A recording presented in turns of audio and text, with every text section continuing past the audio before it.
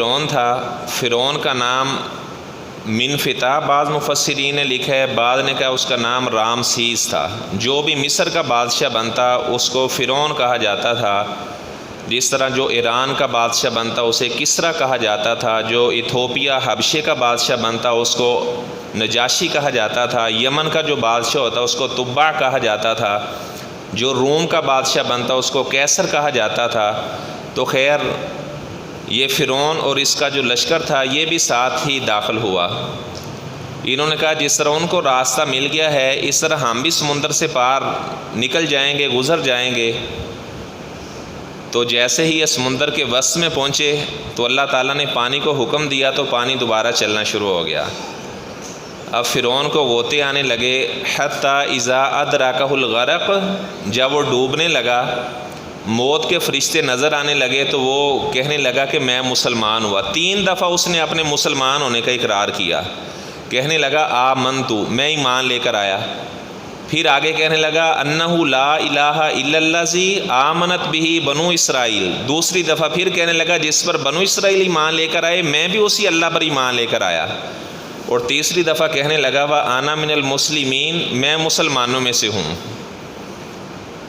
سلسلہ حدیث صحیحہ میں روایت موجود ہے، آپ صلی اللہ علیہ وسلم فرماتے ہیں جبرائیل فرشتہ مجھے کہنے لگا اللہ کے رسول صلی اللہ علیہ وسلم اگر اس وقت آپ وہاں پر موجود ہوتے تو آپ دیکھتے کہ کس طرح میں نے دریا کی مٹی لے کر میں نے اس فرعون کے منہ کے اندر ڈال دی۔ جب وہ یہ کلمہ پڑھ رہا تھا، یہ اللہ تعالیٰ کا قاعدہ قانون ہے، جب موت کے فرشتے نظر آنے لگیں اس وقت توبہ کو قبول نہیں کیا جاتا۔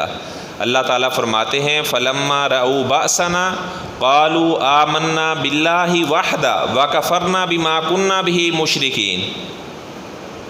اللہ تعالیٰ فرماتے ہیں جب انہوں نے ہمارے عذاب کو دیکھا تو وہ کہنے لگے کہ ہم ایمان لے کر آئے اور پہلے جن کے اوپر ہمارا ایمان تھا اب سب کا ہم انکار کر رہے ہیں۔ فَلَمْ يَكُ يَنْفَعُهُمْ إِيمَانُهُمْ لَمَّا رَأَوْا بَأْسَنَا، فرمایا کہ اس وقت ان کو ان کا ایمان لانا نفع نہیں دیتا۔ اور آپ صلی اللہ علیہ وسلم کا فرمان ہے تب تک اللہ تعالیٰ توبہ کو قبول کرتا ہے، ان اللہ یقبل توبۃ العبد ما لم یغرغر، جب تک جان ہنسلیوں تک نہیں پہنچتی۔ تو فرعون اس وقت کہنے لگا کہ میں مسلمان ہوا، تو اللہ تعالیٰ نے فرمایا آلان اب وقد عصیت قبل، اس سے پہلے تو نافرمان بنا رہا، تو نے اتنے بچوں کو ناحق قتل کروا دیا، پہلے تو فساد کرتا رہا، اب تو کہہ رہا ہے کہ میں ایمان لے کر آیا، میں مسلمان ہوا۔ فَالْيَوْمَ نُنَجِّيكَ بِبَدَنِكَ، آج کے دن ہم تیرے بدن کو عبرت کا نشان بنا دیں گے۔ تیرا ایسا لعنت والا بدن ہے تجھے سمندر کی مچھلیاں بھی نہیں کھائیں گی اور پانی بھی تجھ کو ایکسیپٹ نہیں کرے گا۔ تو سمندر کی لہروں نے پکڑ کر فرعون کی لاش کو باہر پھینک دیا۔ تو بعد کے اندر جب اس کی لاش ملی، بعض مفسرین نے لکھا ہے کہ مصر کی عجائب گھر قاہرہ کے اندر آج بھی جو فرعون ہے اس کی لاش محفوظ ہے، لیکن یہ ضروری نہیں کہ اسی فرعون کی وہ لاش ہو۔ تو بہرحال اللہ تعالیٰ نے فرمایا کہ آج کے دن ہم تیرے بدن کو عبرت کا نشان بنا دیں گے اور بعد والے لوگوں کے لیے آپ ایک نشانی بن جاؤ گے۔ اب یہ ضروری نہیں ہے کہ قیامت کے دن تک اس کی لاش کو اسی طرح محفوظ ہی رکھا جائے، جیسا کہ اصحاب سبت کے بارے میں اللہ تعالیٰ نے فرمایا جو ہفتے کے دن مچھلیاں پکڑا کرتے تھے، اللہ تعالیٰ انہیں مچھلیاں پکڑنے سے منع کیا تھا تو اللہ تعالیٰ ان کو بندر بنا دیا۔